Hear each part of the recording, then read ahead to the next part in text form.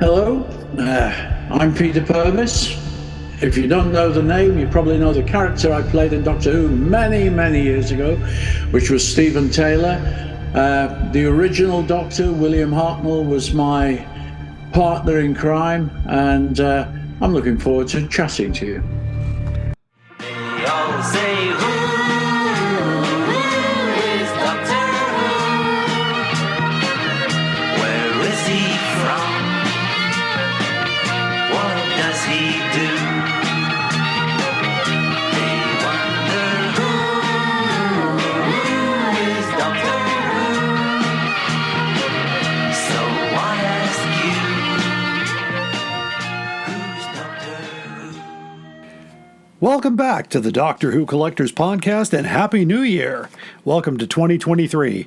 This is the podcast, of course, that explores the world of Doctor Who collecting, those who collect Doctor Who, all kinds of Doctor Who merchandise, and sometimes just Doctor Who. Brought to you in part by Forbidden Planet and Bags Unlimited Incorporated. I am Larry Van Mersbergen, your host, and I've been collecting Doctor Who for 42 years. Another year going by, and welcome to a very special 59th episode of the Doctor Who Collectors Podcast. I'm glad to be back in the new year, and lots of things happening. I'll let you in on that in a little bit, but we got a full calendar of guests and items to cover and things like that, so lots going on. Of course, if you remember, I opened one of the first Doctor Who stores in Chicago that served the fans exclusively, and this was back in 1984, at a time before Amazon or online. That didn't even exist back then. We called it Bundles from Britain, and we are mentioned in a stellar book that I recommend everybody has on their shelves. It's called Red, White, and Who, the story of Doctor Who in America. And it chronicles the, not completely, I call it like the Hitchhiker's Guide to the Galaxy for Doctor Who in America. There's so much information and only so much space they could have in the book. So, of course, Bundles from Britain gets the mostly harmless title on page 384. It just gets a mention, but not the story. And so I keep telling the story as much as I can. It's a great story. It leads to bigger and better things for both myself and my former business partner. So you can find a convenient link to buy this book on the front page of our website at DoctorWhoCollectors.com. We don't get anything for it. We want that money to go to the great authors who put the time and the effort into that book. We are part of the Direction Point Doctor Who Podcast Network, and you can find some great Doctor Who podcasts at directionpoint.org. If you happen to be listening and are a Doctor Who podcaster and you're looking for a home, it's a great place to be because this network will help you reach your audience. Not just your audience, but all the audiences of the member podcasts, and that's a very important thing. If you're in a monetizing situation or you just want to reach more people, be part of a network, and you can join the ranks of great podcasts such as Time Streams, which is a personal favorite of mine, Police Box in a Junkyard. I love the Doctor Who Target Book Club podcast, Traveling the Vortex, Doctor Who Literature, Time Ram. So you can get a lot of those great podcasts. I've been on some of these podcasts. I'm going to be on Police Box in a Junkyard, and I was on Doctor Who Literature not too long ago, but you should take a listen. For more information, point your clicker or your finger on your iPad to directionpoint.org. And of course, links are very important, and two great resources for all Doctor Who collectors include the free Tardis library that you can find at timelash.com. It is absolutely 100% free of charge. Keep track of your vinyls, your CDs, your Betamaxes, your Video 2000s, your Target books, your hardcover books, your BBC books, other books, whatever. You can keep a want list. You can keep a what I have list. You can use it as a checklist for various runs of things. It's a really nice website for that. Thank you, Mr. Dan O'Malley, who keeps that up and running. If you need to do research about Doctor Who items or you want to find photos of things that are not available anywhere else, then you need Howe's Transcendental Toy Box. That was a very, very important book that came out of ATP Publishing and Telos Publications back in the day, but the books, of course, became outdated very very quickly, it made sense to move it to the web. And you can find that at doctorwhotoybox.co.uk. Of course, that is Howe as in David J. Howe. He's a great friend of mine. A wonderful resource. Just a great overall guy. We love him to death. Of course, if you're looking for great Doctor Who items at great prices, look no further than DoctorWhoStore.com. It's in the name. And of course, that's the online Doctor Who store for Alien Entertainment, and they have what you need for your collections. You can set up free wish lists and want lists and put things out. That doesn't guarantee you'll get them. If they sell, they're going to come off your wish list. But, or visit one of the two stores you can find. There's one in Lombard, Illinois, and another one in Logan Square on Milwaukee Avenue. So, you've got it all covered, the city and the suburbs. You can select free pickup from the store, by the way, as an option to save you on those shipping costs. So, and while you're at the store, browse the incredible selection of Doctor Who items, as well as other science fiction items and Harry Potter items and various things. I mean, they have a lot of things. So definitely take a look at them. For store hours, visit alienentertainment.com. You can also find some wonderful items right in our website at DoctorWhoCollectors.com, where you can find items at Forbidden Planet. We have a sponsorship with Forbidden Planet. If you buy the item through us, we get a portion of that money. You pay the same price. You actually check out at Forbidden Planet, and you get this wonderful item from them, and we get a little share of that, and you can thank yourself for helping the Doctor Who Collectors podcast pay its monthly bills, especially keeping us on the virtual air, our website up and running, our Podbean subscription going. That's important. Of course, don't forget our own eBay store. We have 4 hardcover titles up there right now. We've got Ark of Infinity, we've got A 10th Planet, A Face of Evil, I believe, and there's one more. I can't even think of it at the moment, but Talons of Wang Chiang. That's right. I just thought of it. I think they're all ex-library copies, but great for the collector who wants to get started, and the prices are reasonable. Of course, don't forget that. And of course, all money received from that benefits the podcast.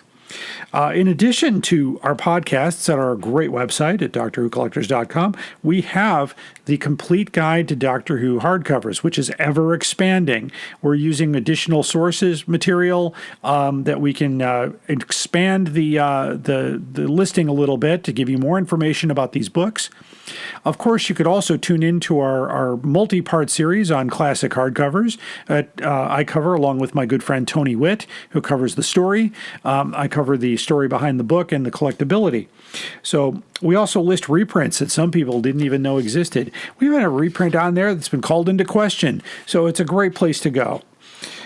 Chicago Tardis 2023, set for next November Thanksgiving weekend. This is the 60th anniversary of Doctor Who, which is also a great great reason why this is a great year for Doctor Who in 2023.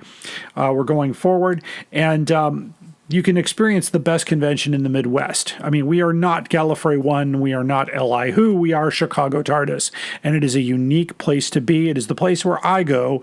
That is my hangout. I don't get to go to the West Coast or New York for that matter. I'm here in the Midwest. So please visit us here in the Midwest. And if you do go, please say hello. For more information and tickets, you can go to chicagotardis.com. The tickets are now on sale. So here's what's going on with me. I am being booked for more events as my reputation is ever increasing in the United States on Doctor Who, and some of the things that I've done at certain conventions have gotten the attention of other people from other conventions. So you can expect me, I am confirmed, returning to Consinity 2023. That is Saturday, April 22nd from 10 a.m. to 10 p.m. at Dirks Hall at the Milwaukee School of Engineering University. And one of the runners of that is my good friend Nick Seidler, who invited me back, and that will be a wonderful thing. I've also been in talks to be at the Twin Cities Console Room Convention in Minnesota in 2024, bringing the museum with me, the Doctor Who Traveling Museum. And it looks like I'll be presenting a virtual session on Doctor Who gaming at Oricon 23. That's a convention they do in Oregon. A little far to go for the Traveling Museum, so they're happy to have me on their screens. And it is likely, it's not confirmed yet, that I will be back at Doctoberfest in 2023. And of course, Chicago Tardis in November. All right, new to the collection. Now, this has been an exciting month to get. I had a private sale that I engaged with, and I now have one of the Dalek baby plates from 1965 by Weatherby and Sons. I did a podcast on this not long ago with my good friend Katie Haynes, and I just was able to show a picture of it. Now I have one of the plates. It's a nice addition to have. And thanks to my good friend Jonathan Ruffle, I now have a non-library copy of the Sontaran Experiment in hardcover. Thank you so much. I picked up about 71 Doctor Who magazines from varying times in a lot that was being sold, filling in some gaps here and there. I have a nice copy of Four to Doomsday in hardcover and ex-library condition, a Doctor Who sonic screwdriver stand, so I can keep my sonic screwdrivers organized here. Couple more hardcovers here, the Doctor Who and the Mutants and Doctor Who and the Planet of Evil, which are both ex-library copies. Now, my Planet of Evil, I've also added around the original dust jacket, the special dust jacket that Andrew Skilleter did that he signed. So it has all of that stuff. And finally, I found a Berwick Dalek playsuit plunger, the real deal to go with my Dalek playsuits. Now, I have the dome, I have the suit, I have the original box, and I have a plunger. So I'm on the lookout for an eye stalk and a gun. So hopefully those will appear somewhere down the line. And it's always nice to get, because getting that full costume would be a major acquisition for me. So that is all for now. Stay tuned for future acquisitions. I'll do more talking about these items as we go forward with the podcast. Of course, I also love talking with collectors. Some of my guests coming on the program will be collection folks, people who collect and their stories, and I love hearing this stuff. So if you want to share your story with us, and it's no problem. If you want to volunteer that, just contact me. You can just shoot me an email at drwhocollectorspodcast@gmail.com. So that's one of the things there. Now, in today's show, this is an exciting show, great way to kick off 2023. My highest ranking guest of all time. It's as I like to call it, we are having on the show today the continuing legend of Morton Dill. You're all shaking your heads going, okay, wait, that's familiar, but I don't get it. Well, that should be a thing, but I am talking with Doctor Who legend Peter Purves. He plays Stephen Taylor on Doctor Who for 46 episodes, was traveling with William Hartnell, has some interesting things to say about William Hartnell, as a matter of fact, that goes against some of the things that were depicted about him. And you'll learn about one of the ultimate collectibles that he took from the set that he actually threw away because it was a superstition. You'll love that story. I'm not loving the fact that the collectible is gone, but you'll have to listen to the interview for that. He threw away a very important thing from Doctor Who. It would have been nice to have this in our lives. Maybe somebody did pull it out of his garbage bin and took it, but it was a long time ago, so who knows. But anyway, stay tuned. That's going to be a really important discussion. He's a wonderful guy. I met him at Chicago Tardis a few years ago, and we worked out a way to get him on the program. As you know, we've been running a fundraiser, and we reached our goal of being able to bring him on because we need to take care of our Doctor Who stars. Absolutely. I also want to thank our patrons, those who keep us on the air. If you want to see exclusive material, including the video interview of my interview here with Mr. Purves, you can go to our Patreon page, subscribe at the $15 level or above, and you can find that at patreon.com/Doctor Who Collectors Podcast, all one together there. And if you'd like to support us elsewhere, you can go to Podbean at drwhocollectors.podbean.com, click the Become a Patron button, and support us at any level you feel comfortable, from $1 to $1 million. If you do $1 million, we'll thank you very much, and I'll probably say this is our last episode. Just kidding. Our theme song, of course, is Who's Doctor Who, composed by Barry Mason and Les Reed, performed by another great star of Doctor Who, Fraser Hines. Great guy. Just talked with him quite a bit at Chicago Tardis. He helped get me an item into the collection here that he took from that he brought over here. Now, he didn't take it. He brought it over here from David J. Howe, who helped me obtain it. So it's really, really nice of him. He's such a great guy. He'll be very busy this year, of course, with the 60th anniversary. You can hear this podcast, by the way, if you want to look at other episodes, or if you're stumbling upon this somewhere else. We are on many podcast providers. You can also find us on YouTube. We've got a channel there, Doctor Who Collectors Podcast. Odyssey, Amazon Music, iHeartRadio, FeedSpot, Audible, Podbean, and of course Apple Podcasts. And as Willie Geist says, wherever you get yours. You can also find us at the Direction Point Network at directionpoint.org. We're going to change our format a little bit for the new year here. We've discovered that we probably covered almost everything so far on collection protection. So we're going to temporarily put a hiatus on the collection protection for now. We do know that for all your protection needs, you just need to go to bagsunlimited.com and they will take care of you for the most part.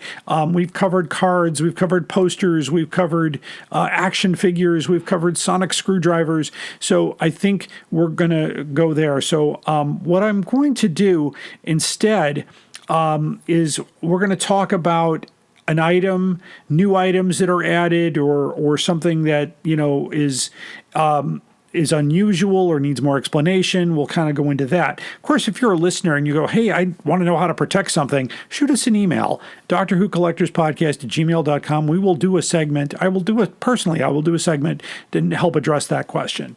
So I'll be doing, of course, the most outrageous offer stays, and we've got a good one for you today.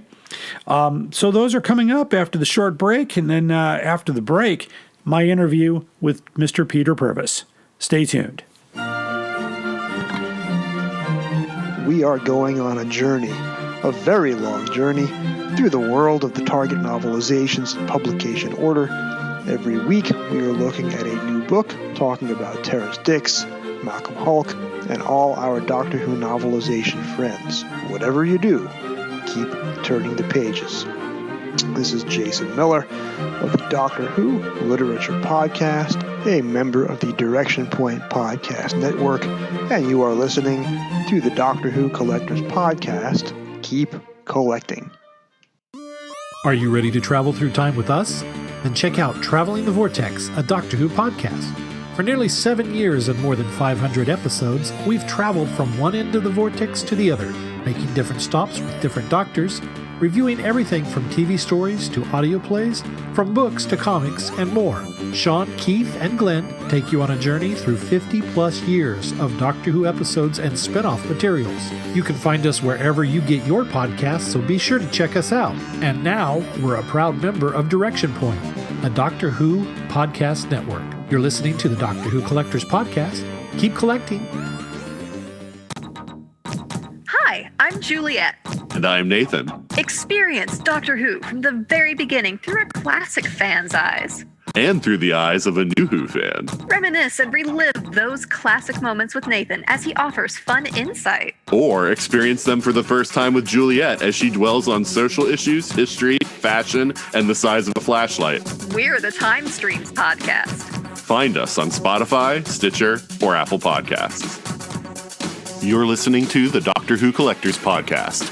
Keep collecting. Up there is the scudder, those are the doors, that is a chair with a panda on it. Sheer poetry, dear boy. Where did you say you found this, Vicky? Just down there. I saw it as soon as I came out of the ship. Yes, it's a bit rusted, but it's not as old as that. 10th, 11th century. England. Well, there you are, young man. What do you think of that now, eh? A Viking helmet. Maybe. What do you mean, maybe? What do you think it is, a space helmet for a cow? Look, it could just as easily be part of a costume, a toy left here by a child. Oh, rubbish. No more so than your theory. Though your ship is, to say the least, a little unusual. Oh, I see. So you've changed your ideas now. If it is a time machine, I'm not saying it is, mind you, but if it is, shouldn't you know where we are? Your control panel? Yes, but unfortunately we have a slight technical hitch at the moment. Excuse me. It's time for our main story, and my guest really needs no introduction, but he is a member of one of the first classes of Doctor Who companions and traveled with the First Doctor. Let me repeat that for my listeners. The First Doctor. He also presented Blue Peter for 10 years and covered the Crufts Dog Show for 41 years. Please welcome to the podcast, Mr. Peter Purves. Welcome, Peter. Thank you, Larry. Welcome. Thank you so much. I met you a couple of years ago at Chicago Tardis. I don't know if you remember that. Yes, I remember. Yeah. Oh, fantastic. Because I just remember our conversation led to the reconstruction of an episode called The Feast of Stephen from the Doctor Who, from Dalek Master Plan, which you had never seen at that point. And I remember trying to find it. And I found it for you and sent it to you some years ago. I don't know if you ever got a chance to watch that or... Well, if not, something went wrong with the communications because I never got it. I would have looked at it because I have never seen it. I mean, the Feast of Stephen as an event, as an episode of Doctor Who, doesn't exist. Correct. So whatever you sent me, I never saw it. I'm going to send it. I can't remember that I saw it. Okay, I will send it again to you because I remember that a place, kind of a group of people called Loose Cannon put together what's called a telesnap recreation, and so they took. Right, I haven't seen that, and I do know Loose Cannon. Yeah, and so they have it. I have it bookmarked, so I will forward that to you on Facebook. So that would be. Thank you very much. Oh, no problem. That would be great. Fantastic. I want to start off with a recent project and a little plug here. Recently, Vinyl Who released the Celestial Toymaker original TV soundtrack with linking narration by you. I have it on my shelf up here. Yeah, I just got it, and it's not. It kind of hasn't reached the United States officially yet. I get things a little bit ahead of time because of what I do. But tell us about this project. How did you get to do this? Well, I didn't have to do anything for it. If you remember, all the original soundtracks exist of all the episodes I was in. Mm-hmm. Unfortunately, the visuals are missing for the majority of them. 17 exist. The remainder of the 46 I did don't exist. So, I mean, I didn't have to do anything. They just reissued it. I think they may well have also used, and I haven't listened to it. I'm keeping mine in pristine, original wrapped condition. I've got several of the vinyls. I'm not listening to them. I know what's in them. Okay. I'm assuming that the tracks that they are using have the commentary that I did with the wonderful Mark Ayres over here, who created the audio collection. So all the episodes of mine, the original soundtracks, have also an additional commentary from me covering all the visuals. And I suspect that will be what's on that vinyl. I wait to be advised differently, but I would think that's there. Yeah. Well, I always get two, so I can open one and listen to it, and the other one is staying completely sealed. But I'll let you know. Thank you. Because it happens to be the Celestial Toymaker is one of my favorite stories, and I've seen the one existing episode, and I've read the book, and I think it's just a tremendous story, and it's really sad that the 3 episodes don't exist anymore because the one episode that does exist is really rather good. It's good fun. Yes. Yeah. It has you and Jackie Lane, of course, going against Cyril, I believe. That's right, Cyril. You're trying to get through an electrified maze to get to the TARDIS, and it's a good story. That's a great story, and you're great in it. It's in fact that whole that episode where you're wearing the striped shirt. Has been an iconic photo of you. Loops. The loops.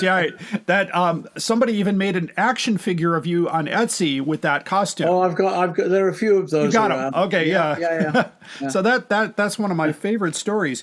I'm going to go back to your first story for a moment. I know many Doctor Who actors have expressed their opinions. Yeah, keep talking, Larry. Oh, sure. Keep talking. Many Doctor Who actors have expressed their opinions about working with the Daleks, and of course, your first story, you jump right into that. So, how did it feel as an actor working with Daleks? I thought they were rubbish. I mean, you shared the same thought. The point, what I do remember is that I saw the first episode where they ever appeared. and I watched that serial. And I remember watching the serial where they trailered the fact that the Daleks were coming again. And it's quite a chilling moment. However, in the flesh, you've got half a Dalek with a guy sitting in there who wheels it around, and they're pretty cumbersome. They occupy a big chunk of the studio. The studio has to be designed in such a way to allow them to be able to move around, together with the cameras and everything else. It was, don't forget, we did it in a continuous run. We recorded from beginning to end of each episode, no breaks, no official breaks. There were occasional times when we did have to stop for special effects, but basically it was done as live, and that was quite a challenge. So it was just a question of being precise with them. But I mean, I enjoyed the fact that we had the wonderful Peter, oh, for goodness sake, his name's just gone, you'll know, doing his voice, and David Graham. Peter Hawkins. Doing those. Peter Hawkins. Peter Hawkins and David Graham doing the voices, and they're just offset with a distort mic doing the Dalek voices. So I mean, it's all a bit absurd. So as an actor, you just get on with it and do it, and what ends up on the screen is what you see. Now, you don't see any of the rehearsal and how it works, so it works. But to perform with it, it's just purely a functional operation. No fear, no terror at all. Okay.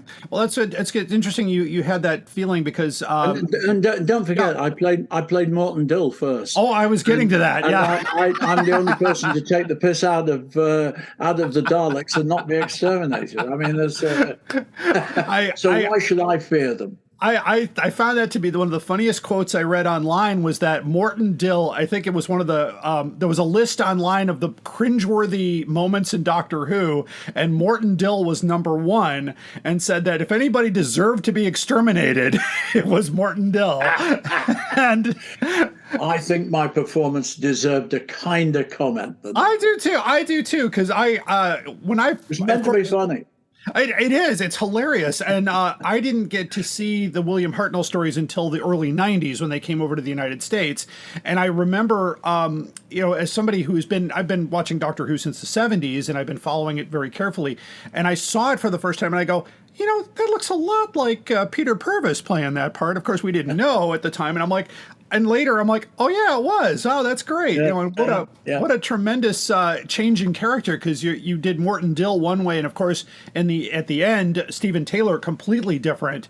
And no one seemed to notice. No one commented at the time, God, that's the same guy. Nothing. So they were different enough. And of course, the cowboy hat was iconic, and that photo still goes around Doctor Who as far as hey, the legend of Morton Dill. I think he deserved a series of his own. I think so too. That could be the next thing, the continuing legend of Morton Dill coming to a theater near you. And I thought if I'd realised that I was auditioning for Stephen Taylor, which I didn't realise. Right. But that performance was my audition piece. Yes. And I had no idea. Had I known, I suspect I would have done it very differently. Yeah, I think, that's interesting, because when, of course, reading it happened so long ago, and I'm reading about it now, saying that was your, that the director really loved that performance and thought this was going to be a good thing for Stephen Taylor. And Stephen Taylor, of course, goes on for 46 episodes of Doctor Who, which is really quite something. And of course, bringing him back, 36 releases for Big Finish. Did you ever think that Stephen Taylor would come again after the run ended in 66? Oh, no. I mean, in fact, I never really cared much about Doctor Who after I left it. I mean, I watched occasional episodes, but I didn't realise it was still going to be important in my life now. And it was only when I did the recordings with Mark Ayres that I remembered a lot of what I'd done. Because, I mean, why would you? It was a job. That was then. Right. Years had passed. No one had talked to me about it. I've been invited to a couple of conventions and hadn't gone.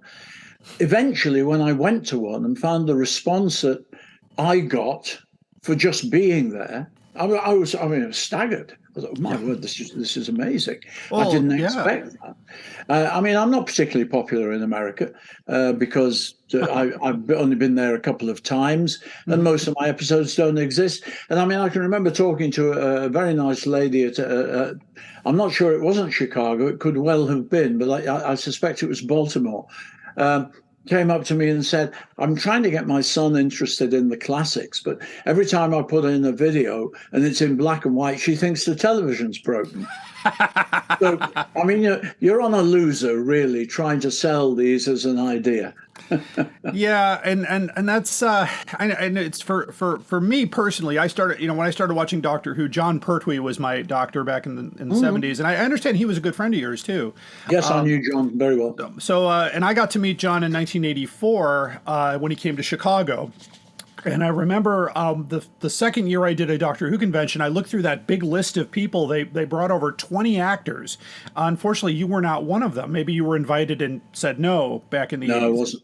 I wasn't invited. I think the first time I came to Chicago was it was about 2004, something like that.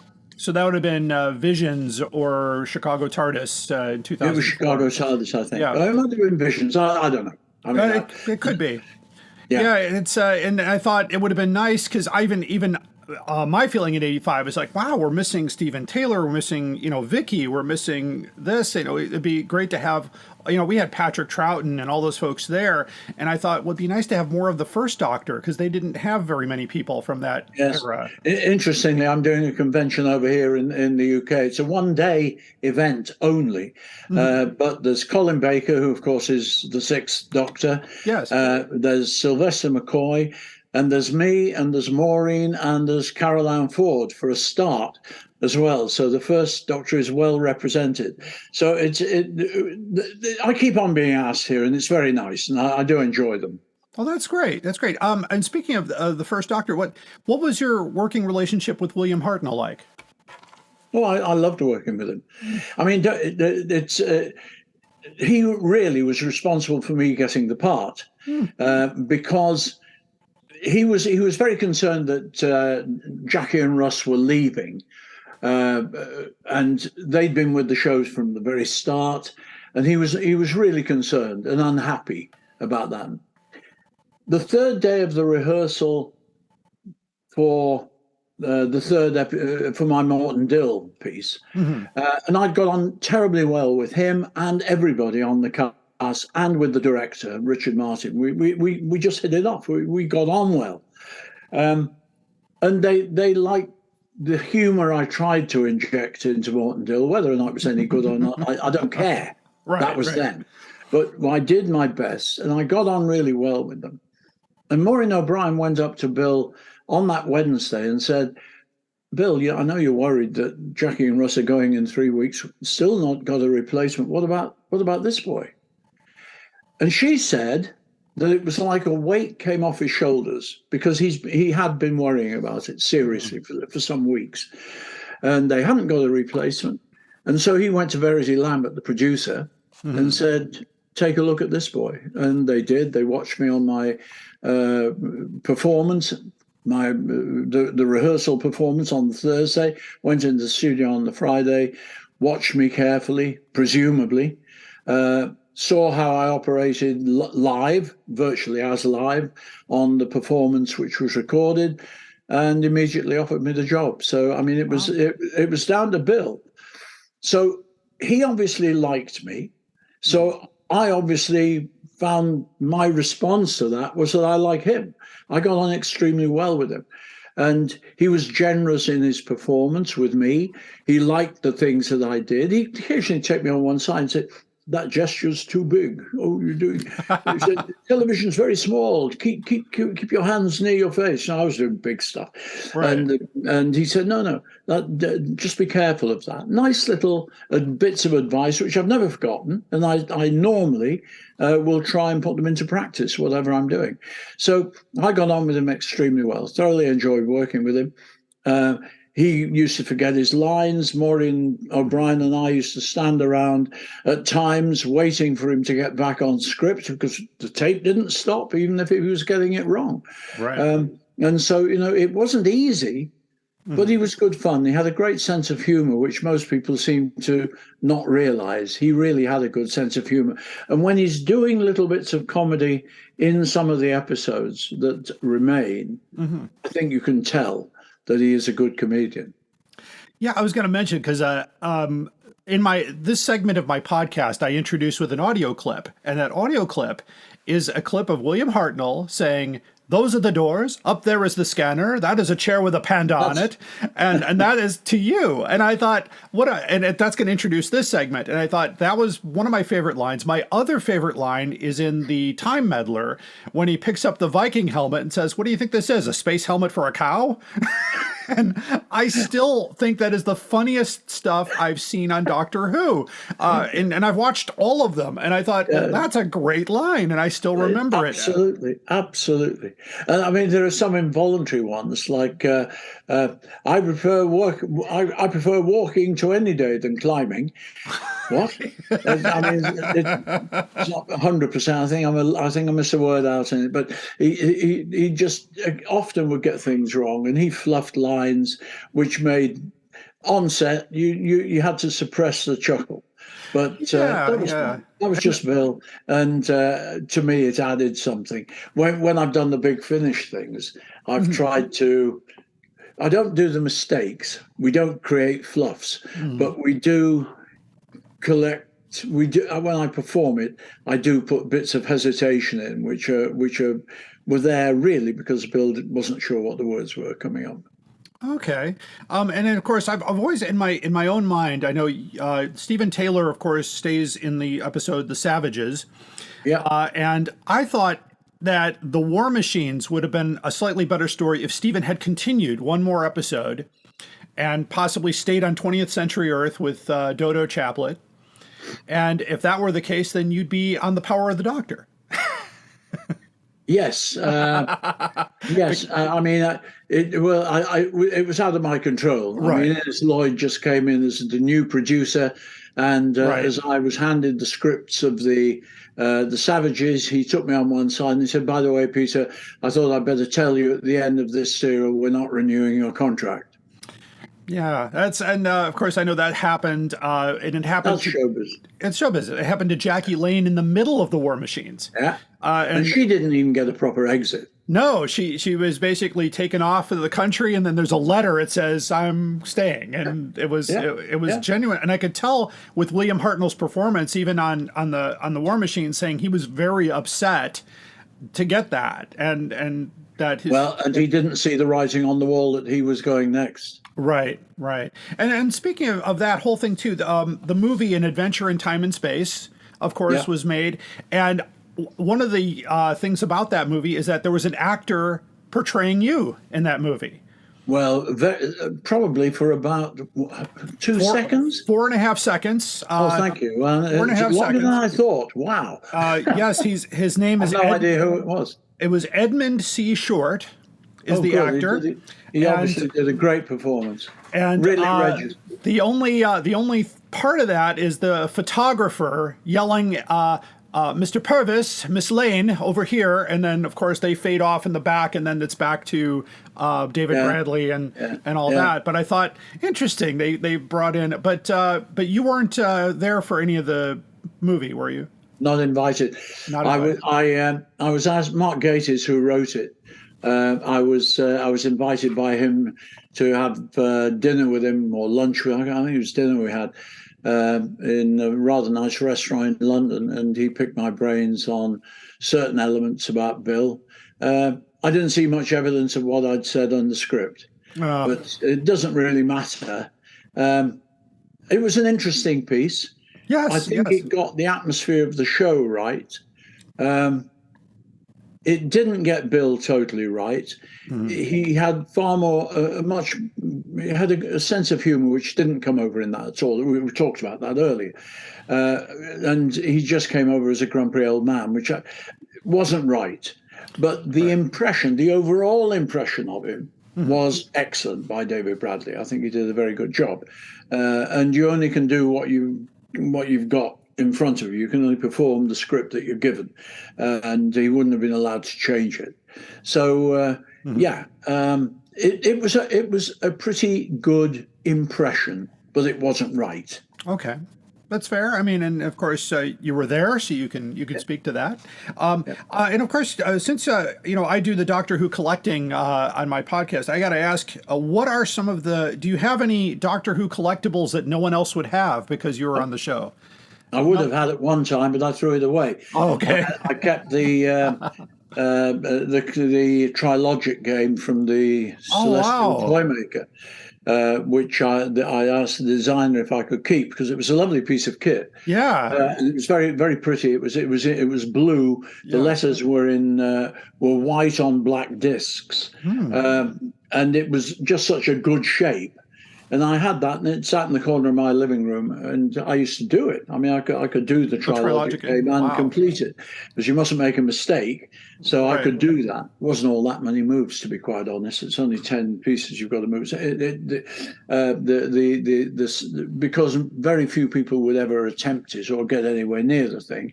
The script suggests that it's thousands of moves. It wasn't, but at least you have to get it right. But I decided after 18 months of not getting very much work, in fact, getting virtually no work. I was driving trucks. I was doing all sorts of things to earn a buck. And so in the end, that's right. I got in sequence. I got a letter from my agent saying, "Peter, we can't do anything. We've been trying and trying and trying. We can't move your career on. We think it would help if you got another agent." So I was being fired by my agent. Oh man! I had no work, and I thought, that bloody game. There's something about it that I shouldn't have. There's something it's bad luck. And I picked it up and I took it down into the basement of the block of flats that I lived in. And I threw it in the bin. Oh. The following day, and I mean the following day, I got a letter from the agent. I got a phone call from the agent who'd written to me saying, "Look, we're not going to handle this for you because we're going to stick by what we put in our last letter. But we've had an inquiry from a program called Blue Peter who would like to see you. So here's the telephone number if you want to follow it up." There you go. So I did. Long story short, I got the job. Yes. So whether or not it was anything to do with the Trilogic game, I don't know. But that's a true sequence. So people can make what they want of it. Deep down, I honestly don't think it had anything to do with it. But at the time, I did. Right. Oh, no. There was something mystical about pyramids at that time. You could put someone had produced a little carton which was in the shape of a pyramid, which you could open up. You could put a razor blade in it, close it down, and within a day, the razor blade was sharp. Wow! Oh gosh! Fact. So they're rather mystical. These shapes. And maybe that's why the pharaohs had them made way back in Egypt. That might be nonsense, might not be. But anyway, I felt there's something mystical about this game, and it's a pyramid, pure pyramid. It's going, and I threw it. If I'd kept it, that might have been worth something now. I think you probably could have easily retired on the cost of what that game would have been, because original props from the 60s, and I have a friend who's got the Trojan horse from the Mythmakers. Oh, really? Yeah, you probably know David. What did he pay for it? David? No, he didn't. David J. Howe. I don't know if you know him. I know. Yes. Yeah. He has it. He's a writer. He's lovely. I like David. David Samantha. He's a good friend. And I asked him what his most valuable collectible was, and he said it was the Trojan horse. He just went to the designer had it in his garage, and so he said, "Oh, you want this? It's just a 8-10 inch prop." And I said, "Well, yeah, of course." And I said, "The Trilogic game probably would have fetched thousands today." Wow. And that's something. I will say though, I do as a collecting person, I get emails from people asking, "Do you know about any Stephen Taylor or Peter Purves related items?" And I said, "Well, I found 2 items that are actually the most sought after, with your picture on it. The first is a cover of Radio Times from October 17th, 1968. You were on the cover of Radio Times with your guide dogs." Oh, right. Yes. It's a color photo. That was when I was in Blue Peter. Yes, it was a Blue Peter. And the other item is a the Blue Peter and the Book of Guide Dogs. that came really? out. Yeah, those are still Well, the little ones, only yeah, the little books. Little Yeah, mini books. they're selling for $60 each now. Wow. So those are the two items that people keep asking me if I've seen. I've seen the little books, the Radio Times, not so much, but people do. There are people that are after. That do collect specifically things with different actors and things like that. And I haven't got anything. I've never been a collector. I don't collect anything. Yeah. So my wife did for a while, but not my things. Okay. I never collected anything. Well, that's all right. I have to ask. But one other thing I wanted to ask you about, too, is most recently they did animate a story called Galaxy 4. Yeah. Which, and I thought, how did you feel about your depiction as an animated character? It's all right. I mean, it's a very basic cartoon. Yes. It uses the original soundtrack, so it's genuine. We had a big launch of it here at the British Film Institute on the South Bank in London, and I went to that and I gave a talk afterwards, and I signed a lot of autographs that day, and it was, and that was shown. The whole thing, all 4 episodes, and people like Gary Russell who'd made it. I mean, he was there. It was a good gathering. I thought it was rather good. Yes, it's better than nothing. Let's put it that way. Don't forget, one episode exists. No, it doesn't. Yes, episode 3, I think, exists. Episode 3 exists. That's right. Yes. And that was found, I think, about 6 years ago. Yes, something like that. Yes, I remember I saw it when it came out, and of course that has one of the most thrilling cliffhangers of you in the airlock when they turn off the air. Yeah, and with the normally drop-ins. It kills people. Yeah. Yeah, absolutely. It was, and that's a great story. I've read the book. I've seen the story. It's a great. No, it works. I didn't like it. I'm not talking about the animation. I didn't like the show at the time, because it was my second serial, and Stephen's character only what I could inject in it by being there was anything to do with Stephen. The script had nothing to do with him or what he was capable of or who he was, because originally it was written for Jackie Russell as her. She was the main person for it, and the writer William Ems, and I didn't know this at the time, had not been told that Jackie and Russ were leaving, so he had to adapt a script which had been accepted for Stephen. So I had to play whatever Russ and Jackie had to say became Stephen's lines. Interesting. And it wasn't his character. It wasn't what he did. It wasn't how he played. I was furious. I took it out on the producer. I said, "This is ridiculous." I said, "Where's my character?" There's no, I was new on the show, and so it was a bit arrogant of me, but I was really upset. I consequently never made it up with John Wiles, who was the producer. But it was, I didn't like the storyline. I didn't like the way it worked for Stephen. Okay. It's okay, but knowing the background to it, I was really very upset at the time. Anyway, it came good. I played quite heroic parts after that, and great one in The Mythmakers, also in the Massacre, which was virtually led by him. And of course, we talked about the Celestial Toymaker. That was led by me and Dodo, because there was no, Bill was a disembodied hand. He was on holiday whilst we were doing the show. He was having a kip. So I'm running out of time, but I wanted to ask, in your career, especially from Blue Peter and doing the dog shows, any great stories from doing the dog shows? Not really, because they were live, and everything you did was absolute. You had to be on the button. You didn't want to make mistakes. There was a wonderful period when I was doing that where we had a guy over here called Frank Kane, who he commentated with me. I was presenting it with a wonderful lady called Dr. Jessica Home, And we had an American commentator who came over who worked for Animal Planet. And so we made stuff for Animal Planet from Crufts, and that was a great time. And funnily enough, only yesterday I replied to a tweet from Wayne. He's called Wayne Kavanagh, by the way, and I think he's the president of the American Kennel Club, or there are two kennel clubs in America. I'm not sure which one he is the boss of. He's an absolutely lovely, wonderful guy. I like him immensely. And I was just saying, wouldn't it be great for us all to meet up again? And the director who used to direct Crufts at the time, he's tweeted back saying, that's a dinner party I'll join anytime. And it was, I mean, we had a great time.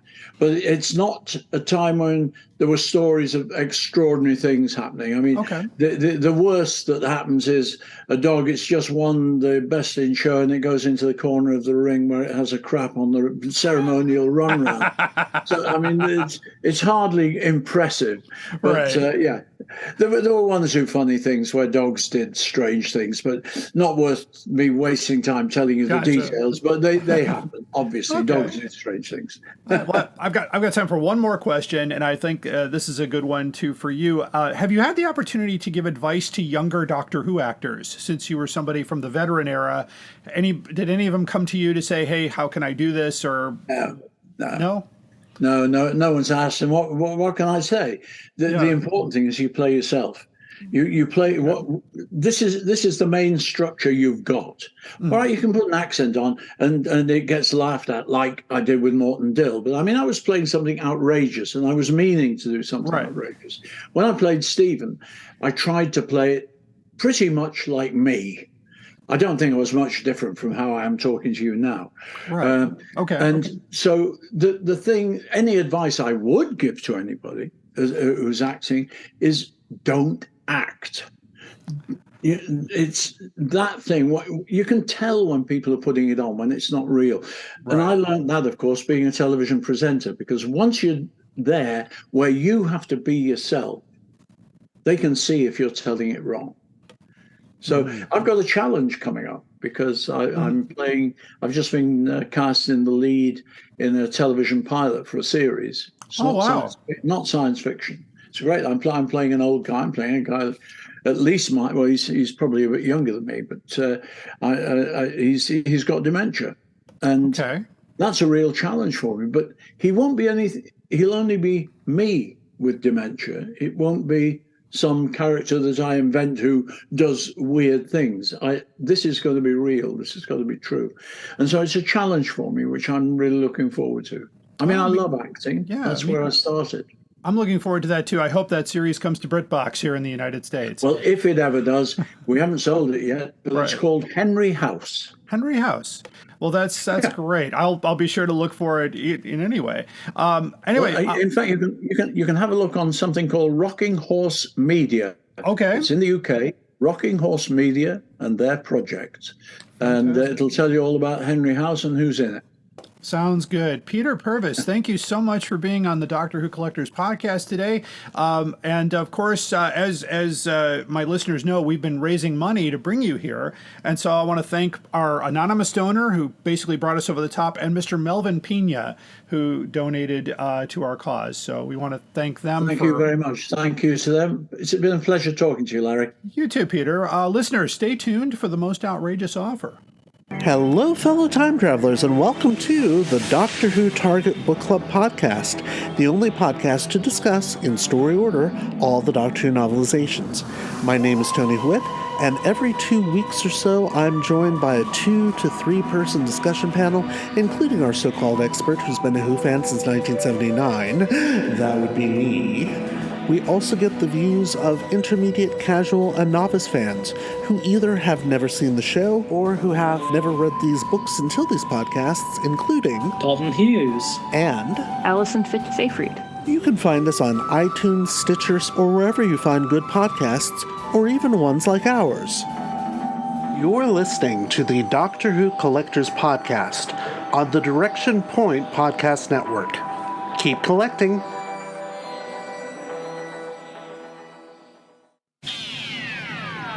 You are invited on an adventure across all of time and space, in a completely random order. It's the Police Box in the Junkyard podcast. Jump in the Tardis with your hosts, Eric Gulbranson, Asad Kheshki, and Matthew Kressel. Explore Doctor Who TV stories, audio adventures, and books, both novels and non-fiction. The Police Box in the Junkyard podcast. It's the entire Whoniverse on shuffle. The Police Box in the Junkyard podcast is a member of the Direction Point Network and is available about once a month wherever you find your podcasts.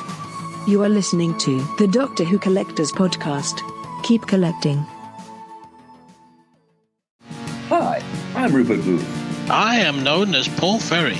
And my name is Barry Williams. Together, we host Time Ram. Time Ram's a cruel mistress.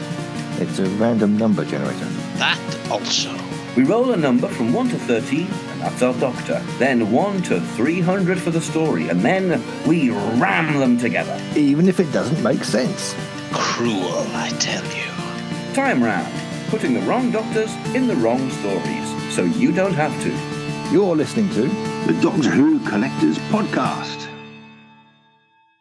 All my travellings throughout the universe, I have battled against evil, against power-mad conspirators. I should have stayed here. The oldest civilization. Decadent, degenerate, and rotten to the core.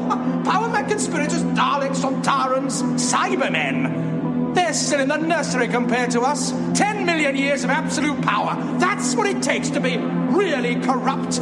Corruption is in the air, and it's 2023. Time for the most outrageous offer. So when you hear Colin Baker ranting at the Time Lords, it's time to take people to task over these high, outrageous prices on Doctor Who items, especially when you can get them cheaper. And it's not quite the same rant I have about sellers in the UK who refuse to sell to the US or specific things that they will only sell in the UK if you go to their specific little things to get their special items, and they won't send them here. That's a different story for another day. But anyway, today we're going to talk about an item that has been out for a while. It's the Doctor Who Evil of the Daleks limited 4 vinyl Scaro Swirl LP box set. I have 2 of these in my collection. I have one that's still in the manufacturer's box, so I've even gone that far. And I've got a seller here on eBay. This is a buy it now, so it should still be there. The person has a $12.98 rating, 100% positive feedback. We look at here, it's about $80 shipping to the United States. So it's from the UK. But let's see, it's located in Puckridge, United Kingdom. All right, so in U.S. dollars, I'm going to do both prices here. So they're asking for $1,079.75 in U.S. or 920 pounds 27. So it's a bit outrageous. It's a bit crazy. It says here, brand new, unused item, unopened, undamaged. Okay, that's fine. It's brand new. It's a box set. It's a collector's edition. Yes, that usually is the kiss of death for collectors. But no, this is a limited edition. It really is. But is it worth $1,000? No, it's not. A little bit of research showed me that you can still get this on Amazon.com. And not the UK. You can get it on Amazon US here. The Amazon.com, Evil of the Daleks original BBC Deluxe Edition, limited color vinyl box set import, $116.96, brand new. Plenty of them to be had. Free delivery, and you can get it very quick. All right. So there you go. You can buy 10 of these and then sell them for $1,000. No, don't do that. Don't pay $1,000 for this. You can pay, $116.96 is reasonable. That's about, I think, what I paid for it new myself, because it's a great item. There's a little bit of an import fee, but that's about it. I mean, you can get the Dalek Master Plan original TV soundtrack for $125. It's just really crazy that somebody's going to go that far to sell an item, and we're going to be delving into this a lot more with a lot more detail this year, because this is crazy. This whole price gouging nonsense, especially since I know that there's global inflation, but inflation doesn't affect collectibles. It might affect the shipping cost a little bit, but there's no reason to raise the price on something like this, because it's not a consumable item. It's not something that's generated from the economy. They might be, if a new item is not generated as part of that, that might affect that. But it's something that's already been out for a few years. Give me a break. I'm going to try to educate you as much as I can, because I look for the lowest offer if I can find it. That's just important to me, that you don't part with your hard-earned money for something like this. So that's crazy. So I will have the link to this item if it's hopefully it's still available. I have the link. Sometimes the links go dead after I put this out there, and somebody emails them and says, "Really? Hey, this was on the most outrageous offer." They don't know. They don't care. They're not listeners. They're probably not Doctor Who fans. Maybe they are. I don't know. Anyway, this person does have 100% positive feedback. So I don't know. Maybe he's just uninformed. I don't know. But that's that. So the Evil of the Daleks vinyl box set, you can get it on Amazon for about $117 with free shipping, or you can get it from this guy for $1,000. So I think that's a no-brainer. And that concludes the Doctor Who Collectors podcast for this episode. I'm very, very thankful to my guest today, Mr. Peter Purves, great actor, good friend, and someone who played Stephen Taylor on Doctor Who. He had some great appearances in The Celestial Toymaker and the Massacre and the Gunfighters. So some really cool stuff there. You can also find he's got a new show coming out. You heard him talk about Henry House. We're hoping that reaches the United States. Our next episode, of course, is we're back to the classic hardcovers of 1981. My good friend Tony Witt will be on hand for that, and we'll talk about what affected the hardcover releases of that year. It was a very slim year. There was a writer's strike. Oh, lots of stuff going on there. So anyway, stay tuned for that, and we'll catch you next time. In the meantime, keep collecting.